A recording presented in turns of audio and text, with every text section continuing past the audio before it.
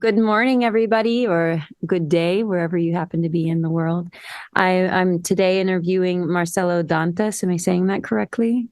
Yes. Marcelo Dantas, who is a very well-known curator and art director from Brazil.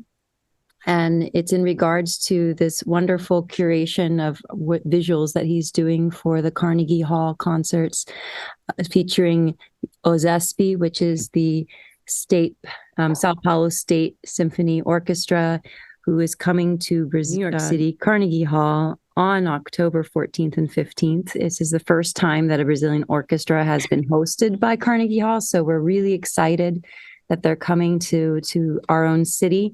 And I wanted to take the time to interview Marcello and feature him with all of you. So I'm just going to do a little read of his bio, and then we're going to dive into the interview. We're so honored that he's here. So Marcel is an award-winning interdisciplinary creator. He has a widespread practice both in and outside of Brazil. He works at that border between art and technology. That's expressed in exhibitions, museums, multiple projects, and he provides immersive experiences through the senses and perception. He was the name behind the concept of several museum and cultural institutions, such as the Museum of Portuguese Language, Japan House, Sao Paulo, and the Museum of Nature in Brazil, and El Museo del Caribe and Museo del Carnaval in Colombia. He's curated major exhibitions in South America, including Awawe, at OCA in Sao Paulo, the largest exhibition by the Chinese artist ever. He's also worked with some really great names, Laurie Anderson, Jenny Holzer, Peter Greenaway, Rebecca Horn, Bill Viola. It's a pretty exciting to have him coming into Carnegie Hall for this concert. And I just also wanted to say, from a Brazilian side, he did do, I have looked at it, the Rock in Rio pavilion, where he basically turned the pavilion into a stone multidisciplinary space with projection and sound that kind of took us from the rock age, the stone age of humanity, all the way to the tech age in 5-10 minutes. And so that's incredible. He really does understand space, technology, immersion. And I'm so curious about learning about this with you, Marcelo, about your show, about this exhibition that you're doing, and invite you to open up. So what can people expect when they come to the show? Yeah. The concept behind it is actually to give people the point of view of Brazilian biodiversity, of how the animals, insects, and creatures that live around this place, not us, see the space and see whatever we've done around it. So this is basically the idea. It is to get into an alligator's eyes, to get into a snake's eyes, to get into a spider's eyes, to get into a dragonfly's eyes and see how they see. And so all the music that has been selected by Mary Alsop for this concert is nature inspired. So it's either inspired by the Amazon or by the Mata Atlântica, the major biomes of Brazil. So these composers, Tom Jobim, Villa-Lobos, Philip Glass, they're all looking at how this environment imprints somehow an emotion into music. And, I felt, okay, what is lacking here? It's lacking that we are not alone. Not only us, occupying this space. Brazil is a very gifted country on its dimension and its diversity, especially its diversity. And we cannot say that we are simply humans occupying that space. We are just one of the other species that share this common land. And this could be valid for anywhere in the world. But what is interesting is that in the case of Brazil, the relationship between water, space, and animals and urban life is actually very mingled. It's not separated. So, at a point, we have a falcon, raising up to the skies and flying, and then suddenly he reveals the city behind him. So it's how he sees that. So, or we get deep down with an anaconda in the middle of the river, and you realize that the very shape of the river is the shape of the snake.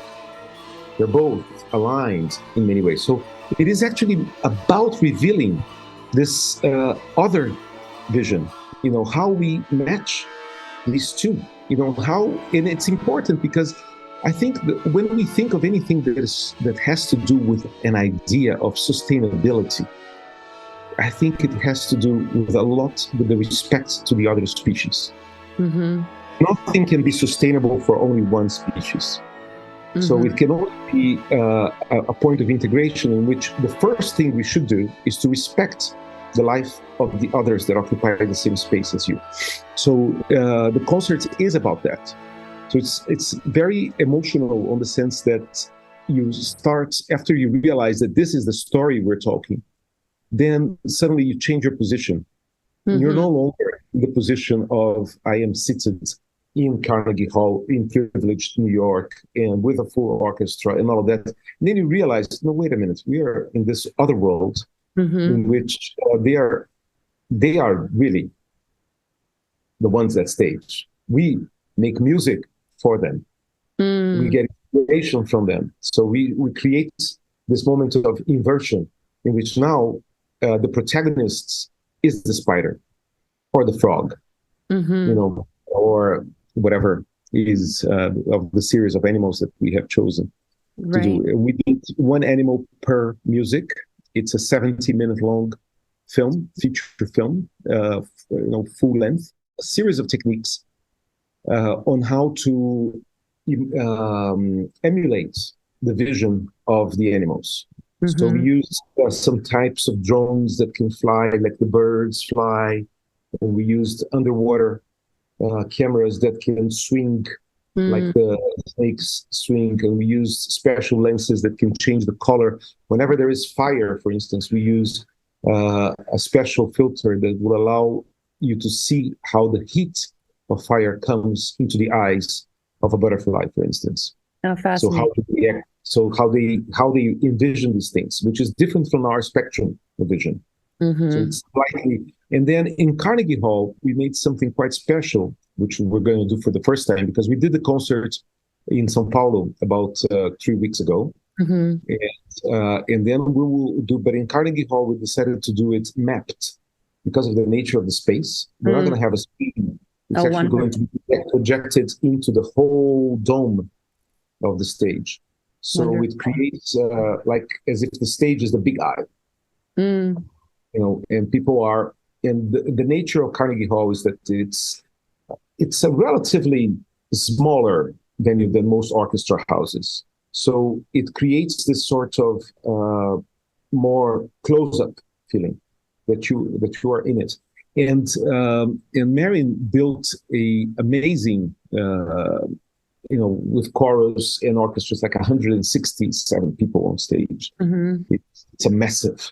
And with the change in the whole formation, because there's some songs like, for instance, the one Onze by Marco Antonio Guimarães, which is a entirely percussion. So she had to build a whole percussion area, much larger than what you normally have in an orchestra. And this is a particularly interesting music because it is not written as normal music. It is written as a I Ching numbering system, so that all drummings end up in a number 11. So then you realize that you're listening to something that is completely unconventional. Mm-hmm, mm-hmm. I love what you're talking about, the sense of biomimicry, I guess you could say, of nature to the environment, of the snake to the river.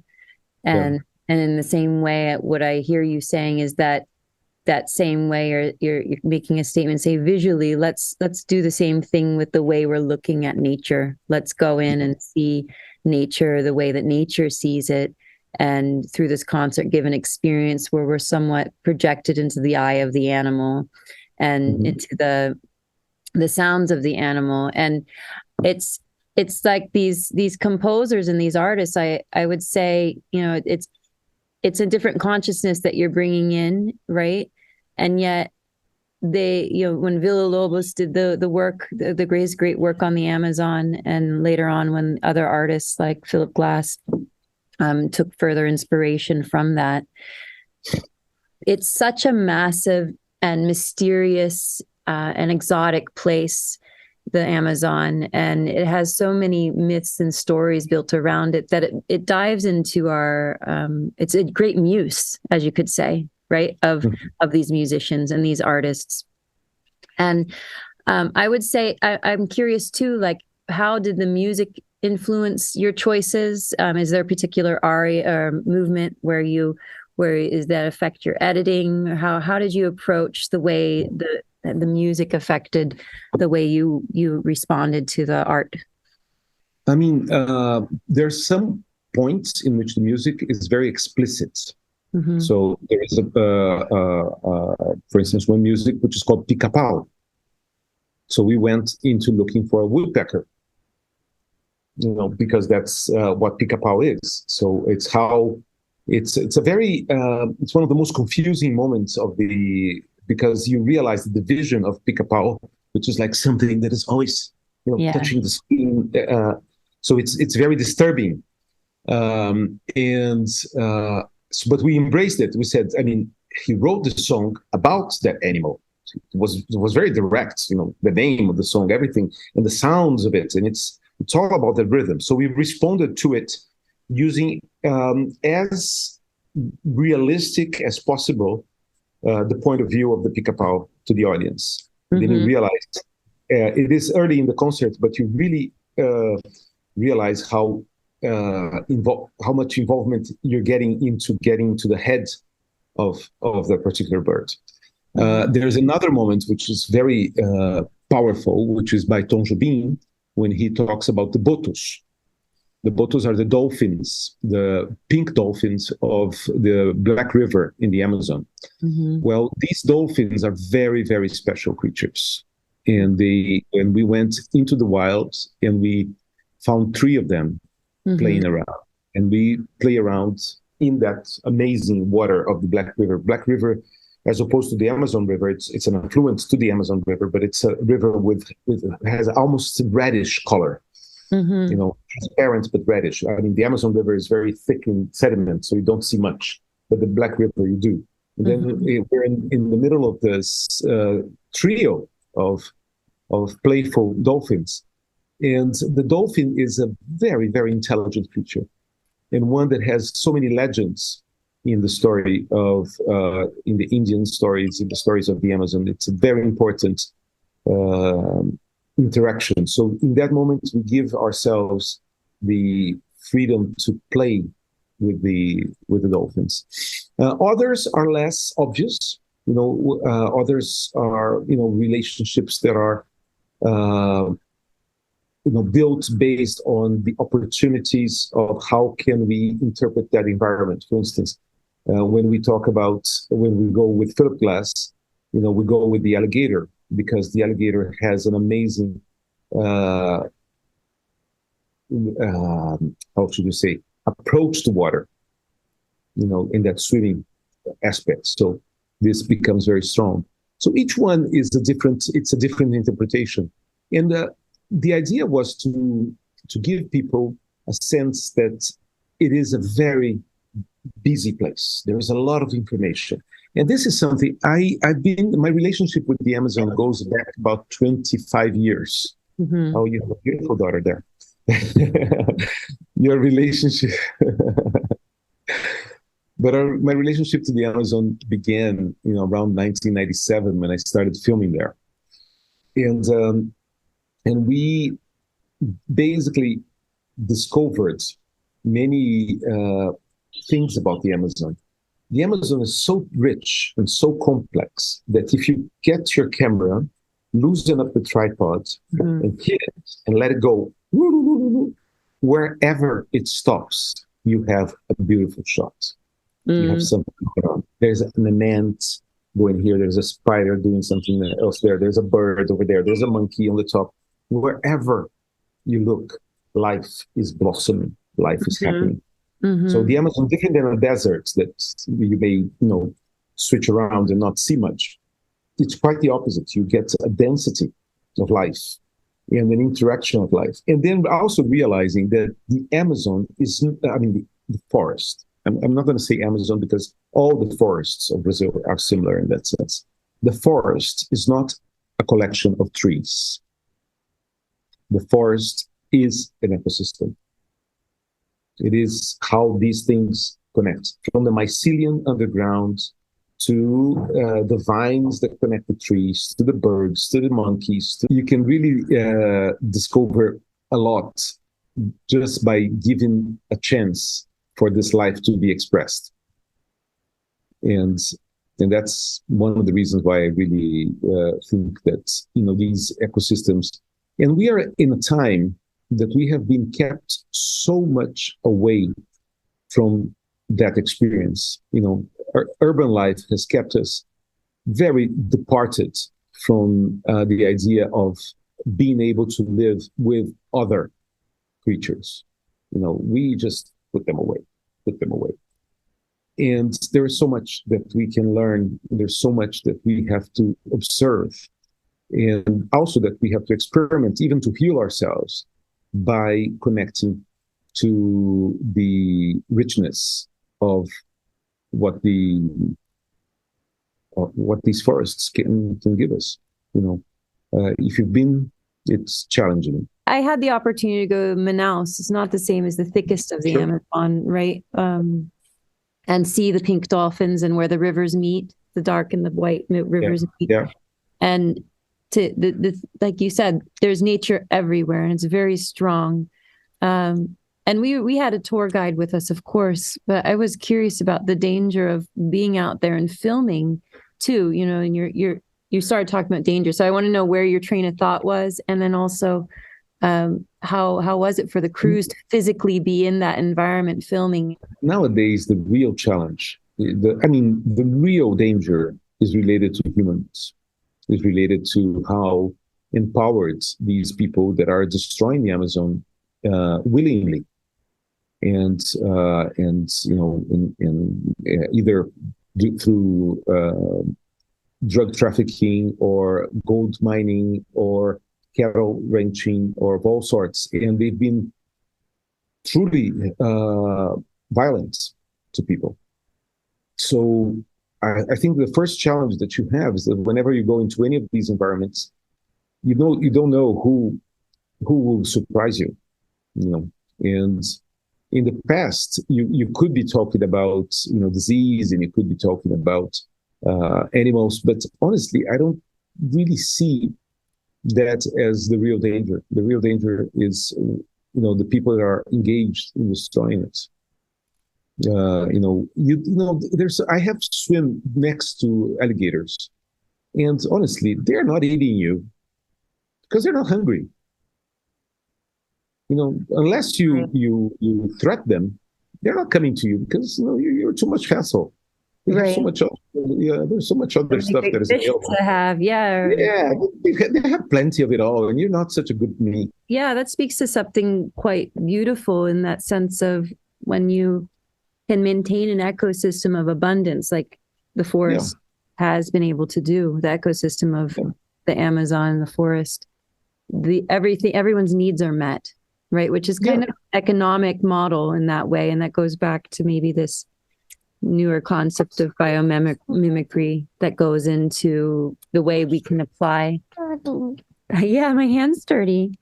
Technology and our systems of economy, or our systems of diplomacy, even with each other, by looking towards the most healthy state of balance with everything, then maybe we don't need to have so much conflict even within our own species.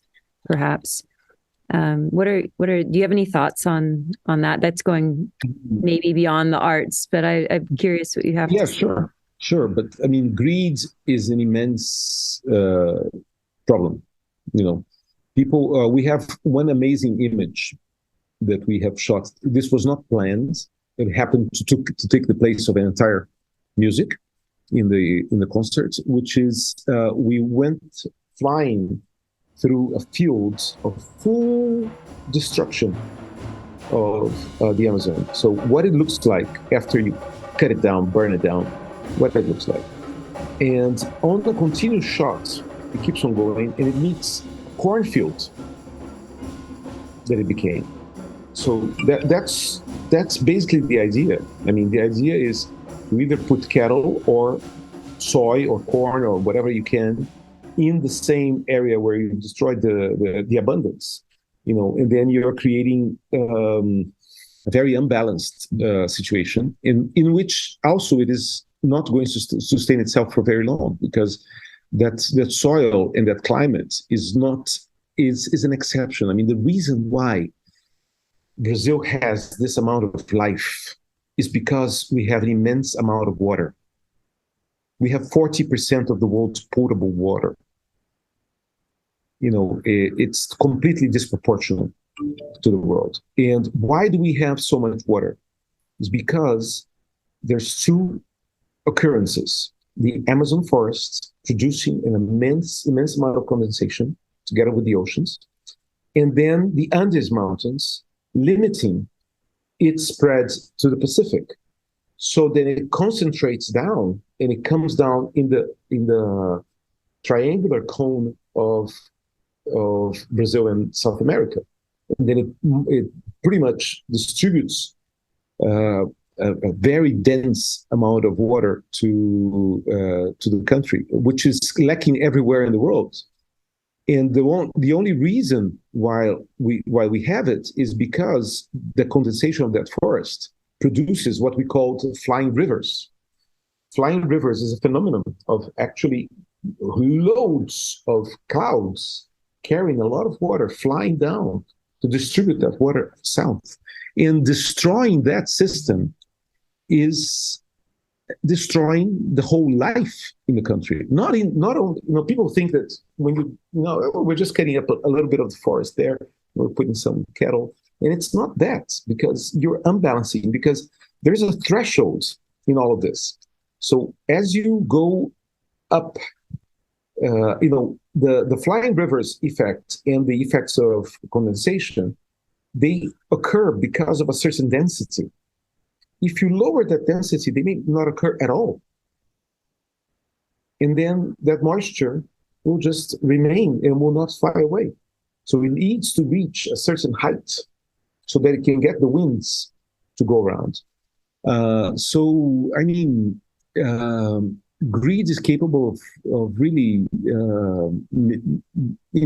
there's not any price of meat that can pay for that destruction of the water distribution system, because this is what guarantees all the life of all other species, including our own. And our biggest export in Brazil is our water sources, what we can do with all of that water. This is what maintains, and also, the beauty of biodiversity is that you don't realize how much knowledge there is in every mushroom, in every insect, in every flower. There's just so much possibilities to heal medical problems of today, or challenge the possibilities. And people, not researching that environment is a major loss, not for Brazilians, but for humanity. It's one of the few forest environments that hasn't been destroyed by humanity, right? So far. Yeah.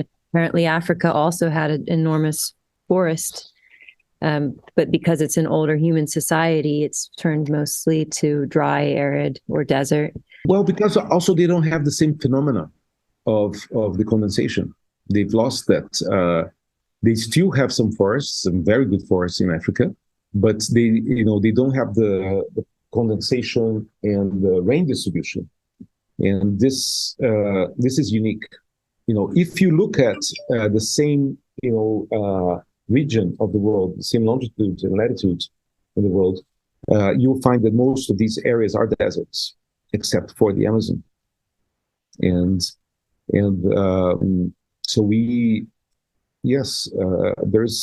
there's a lot, and then indigenous people, for sure. I mean, the only one person we have in the film, one human person, is an indigenous person walking through his path in the end of the film. So we get that to say, that's another point of view that we must include. And our forms of colonization have been very, very harmful. But at the same time, I'm not we didn't make a film or a concert to say that. I mean, this is part of the message that everyone can do by opening the newspaper every day and finding out what's in there. We made a film for us to create empathy between us and other creatures. So when you see a huge spider taking up the whole stage of Carnegie Hall, it's not for you to scream of the spider. It's for you to love that spider.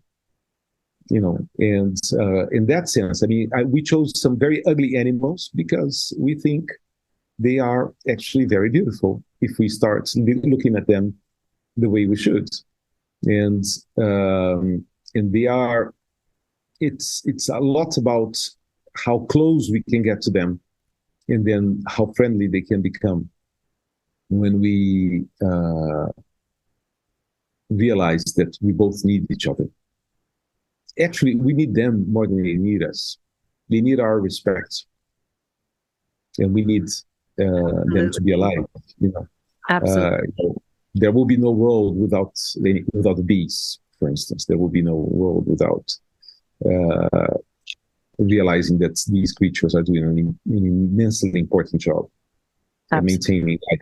You've been looking at environmental related art for not just this concert, but for quite a while, right? Yeah. And can you talk about some of the other curations and work that you've done in this realm? I know that I read that there was an article in Forbes magazine about a jungle, a Guggenheim. Oh yeah, the museum, jungle, right? Yeah, that was Mexico. An incredible, article. And so you've been meditating on this. Yeah, I mean, it's a long process. It's an internal process of transformation as well, and it's a process of recognition of what these forces do, either to yourself and also to your vision of the world. But I did the Museum of Nature a few years ago in Piauí, in the largest concentration of archaeological sites in the world, a UNESCO World Heritage site. And in that museum, we tell the story of nature through its boss. Nature has a boss, I must tell you. It's called the climate. And climate change over the thousands and thousands of years has imprinted into many huge changes in many species that have disappeared, and many environments that have completely changed, and many landscapes and possibilities. So we must learn that we have to learn how to cope with climate change, because it is a certain thing.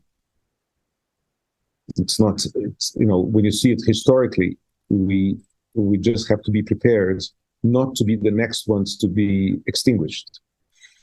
When I started the Spheric Museum project in Mexico, in the jungle, it's a second museum that I do in the middle of the jungle. The Museum of Nature is also in the middle of the jungle. And the Spheric Museum is a different proposition.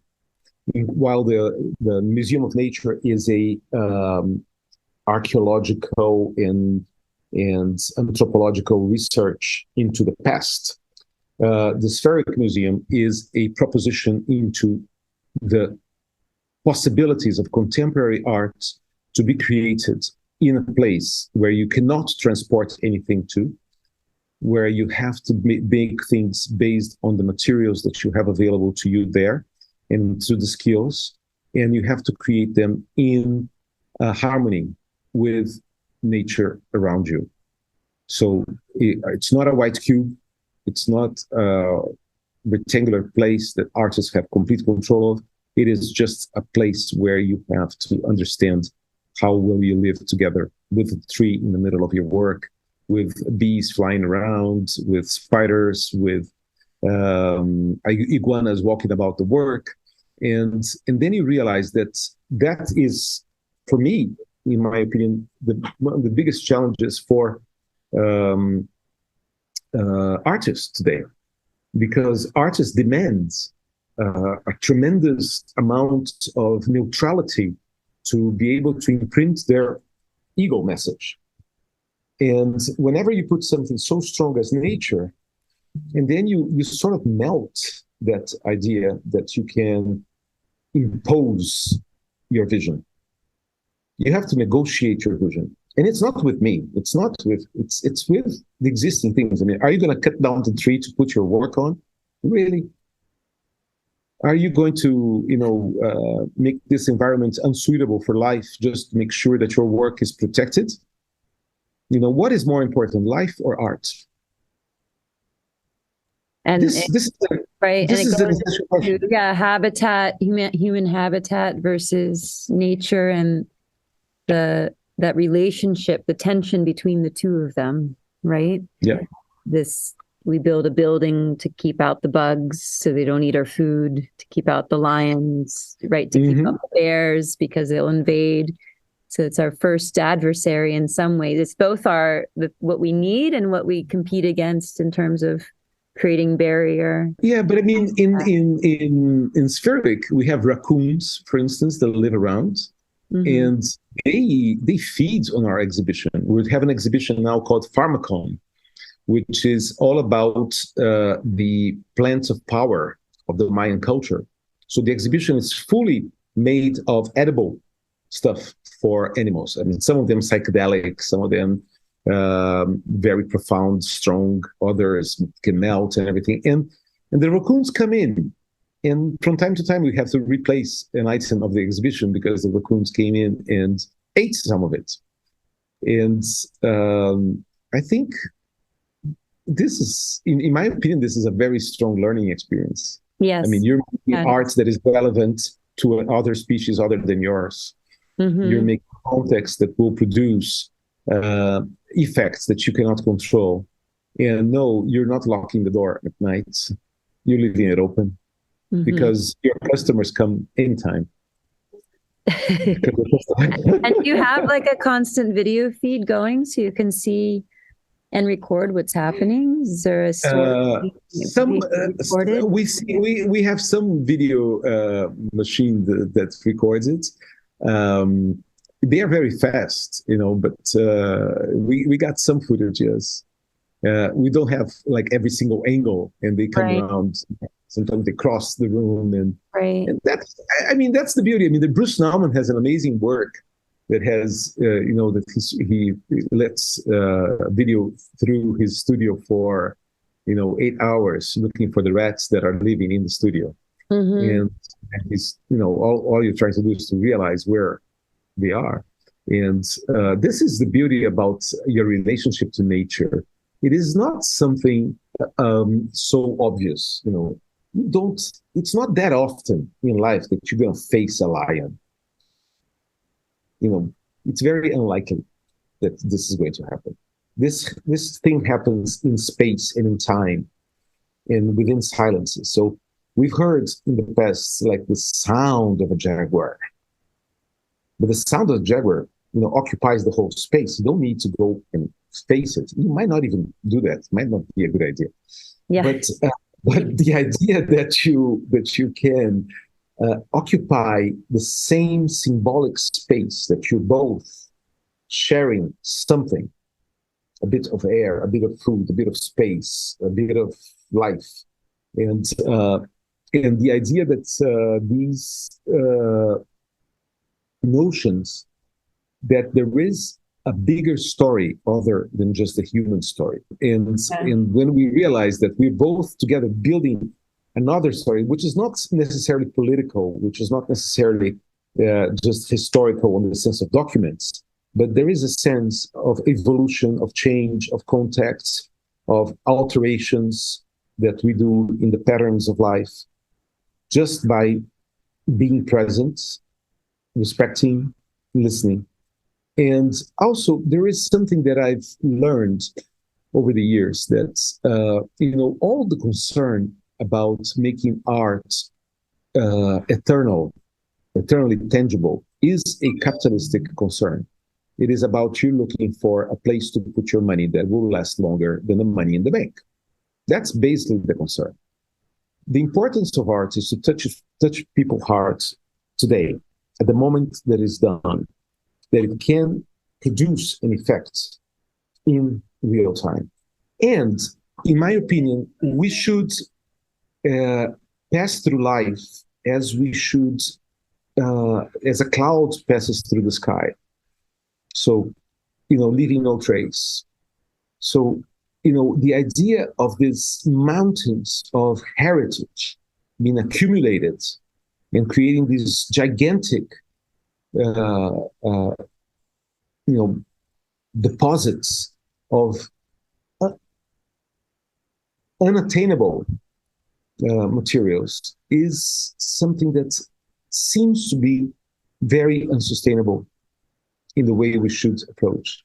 I mean, art is a project, and a project of connecting the reality of its time to its peers in this moment. If we can do that, and if we can live, sure, visual documentation, we can live with, any form of other, that it doesn't depend on it becoming concrete or stone or metal or just things that will hold, oil paintings that will hold the value over time. But what if they can rotten, if they can be eaten, they can be digested, they can be what I call bioagreeable, more than biodegradable, bioagreeable, bioagradável, something that can produce a positive effect. Not that it will be great, but it will produce a positive effect in your time. If you can do that, then we're into a mission that that may make sense for the time where we are in the world, in the 21st century, where, the amount of information, just the collections of things that we're doing has become so immense. That I find to be more important today to make recollections rather than collections. Mm-hmm. To create recollections, create memories, rather than collections of objects. And this is why I think storytelling in opera is so important, and I feel very passionate about it with our project, International Brazilian Opera Company, is that we're in a time where identity is so multiple in so many different touch points and times and moments. Mm-hmm. That to have a space where we physically gather in a ritual of storytelling and invite different people together, you get a chance of, as you say, recollect, create an experience, a story where you can have an identity together for a moment and have an experience where you can see one another. Mm-hmm. And in this way with nature, you're talking about seeing nature and being with it, which is so. I mean, I'm a big nature lover. I actually grew up my mother was a big organic gardener, and we had compost and all of this. So I totally am on the vibration of everything that you're saying. And it's just, it is so critical to have those recollections. And that's where technology and I think music too are such, they are materials that sort of disappear, although there's a great cost to technology, right? In terms of the energy to create the information and to gather it. But it has this ethereal quality that's more in the sense of the cloud, as you said. And what about the moment of being there? What do you think about the role of our communications to one another, to be present with, to get the message?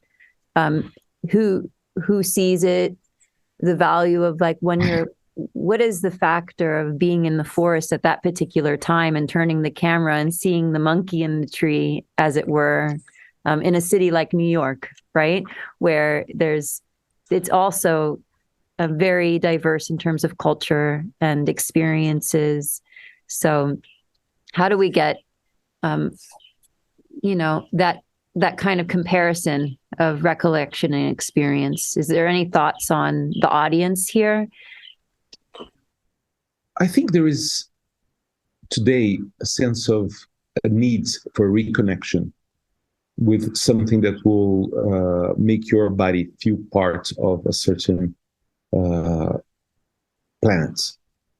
New York is a place where, obviously there's very little friction between nature and man in New York, although there is a little bit, and there's some funny stories about it. But I think the importance is how much we all today, wherever we live in the world, no matter if it's Paris, New York, London, Tokyo, I mean, there is a sense that we are missing something. We are missing to inhale some spores that do not exist where we are.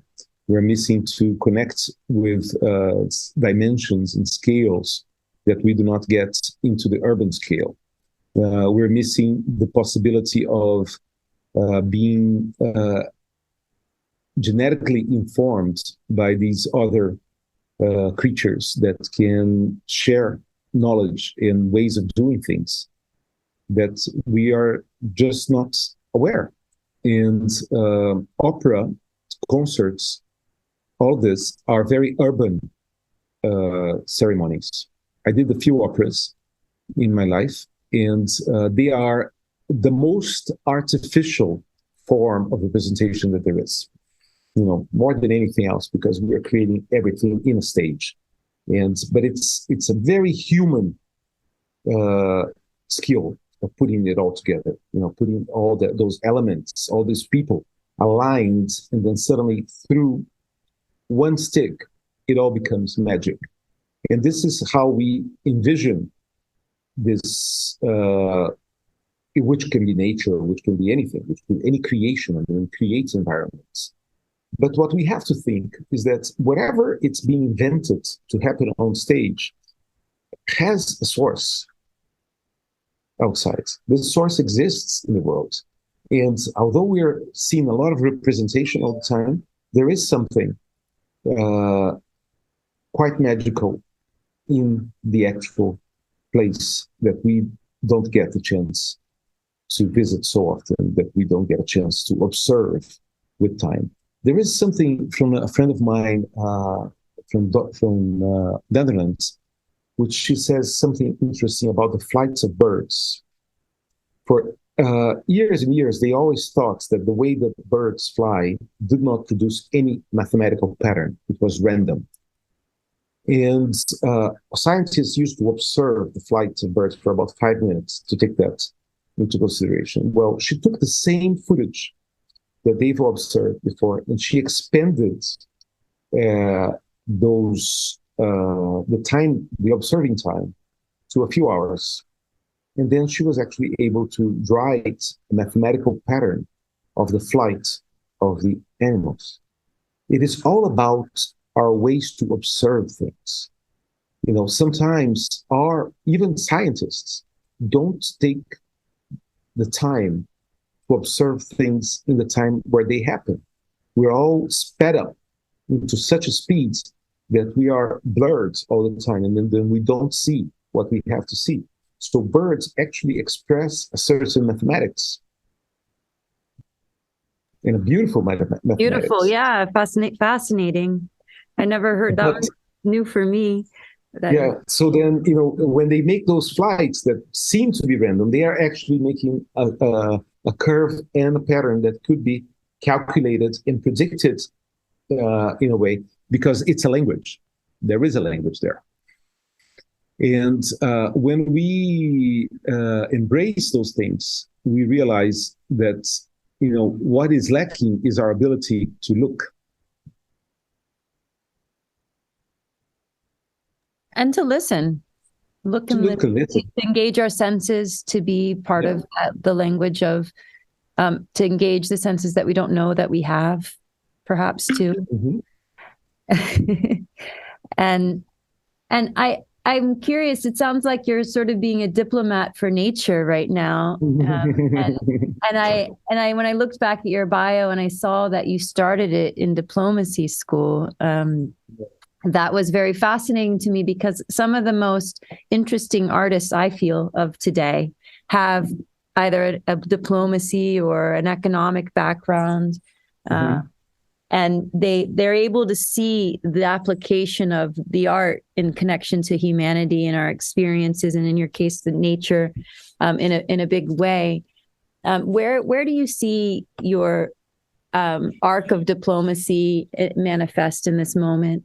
May I ask? Very strongly, very, very strongly. I think the reason why I went to diplomacy in the first place was because I never felt that I wanted to be part of a single tribe. I always felt that I wanted to be Terrakian. I don't know if that word exists in No, English. I don't know what this means. No, please. Terrakian. Terra is earth. Uh, So it's like an earth citizen. Yeah, an earth citizen, earth creature. Yeah. And Terrakian meaning that I was interested in all forms of life and expression and cultures and languages and possibilities that the world had to offer, not to be limited to the place where I was born.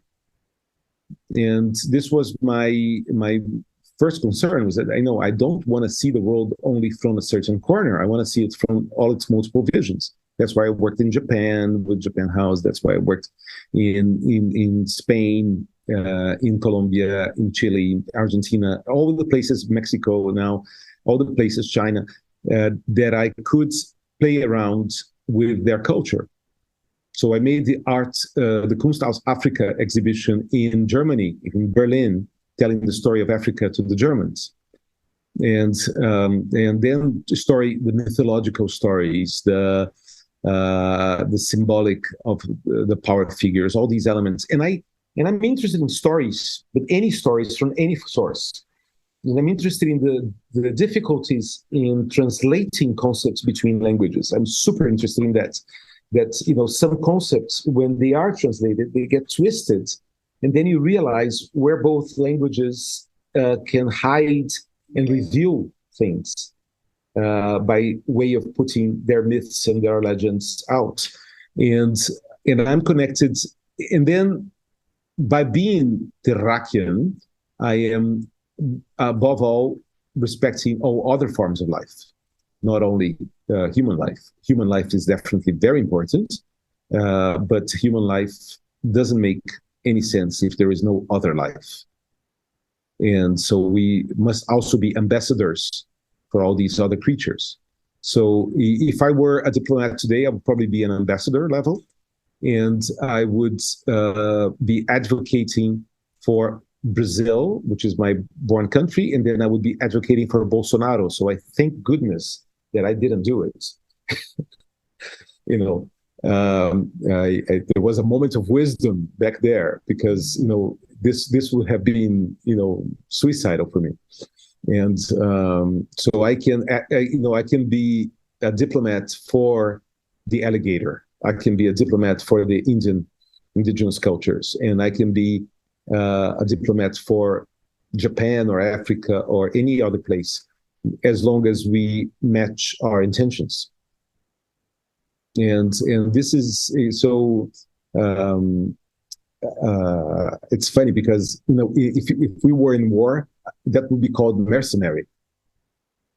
The soldier hired for the purpose, hired for someone else's purposes, yeah, and instead of fighting for your nation. And I'm glad to be then a mercenary, to fight for the alligators, or fight for the spiders, or fight for any one of them. And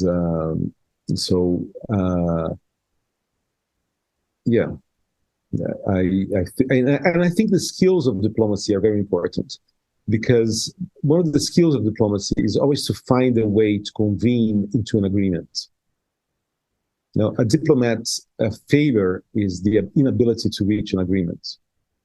And I think there is possible compromises to make things, doable in some scale to improve, the lives of all people around the ocean. So it's not about just creating conflict. It's about creating harmony.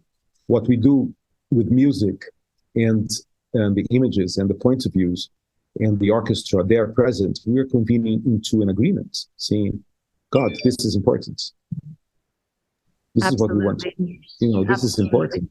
We want people to be touched by it. And then when they will go home, whatever they want to do, they will embrace that logic. Mm-hmm. That, we're not alone and we should not defend only our own space. Right. Well, Marcello, thank you so much for You're welcome. your thoughtful time this morning, I believe it's about 11 o'clock where you are, at 10 over here. And again, I want to encourage all the audiences to get their tickets for October 14th and 15th. Marcello's spectacle will be on the 15th at Carnegie Hall. And thank you again. We're so honored. If It will be a memorable evening. it will be quite memorable. We're really excited about it. Thank you.